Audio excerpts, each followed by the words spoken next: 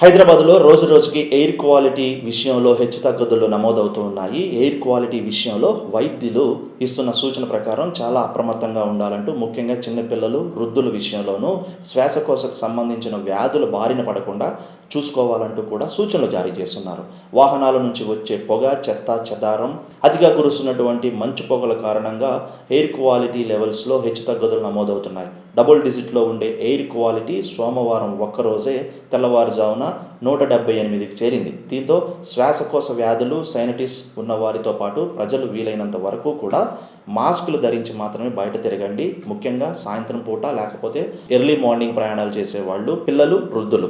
So డాక్టర్లు చెప్తున్న దాని ప్రకారము గత 15 రోజుల నుంచి కూడా హైదరాబాద్‌లో ఎయిర్ క్వాలిటీ చాలా దారుణంగా పెరిగిపోతుందంటూ కూడా, దీనివల్ల శ్వాసకు సంబంధించినటువంటి పలు వ్యాధులు బారిన పడాల్సి ఉంటుందంటూ కూడా వైద్యులు అప్రమత్తంగా ఉండాలంటూ ఒక సూచన జారీ చేశారు.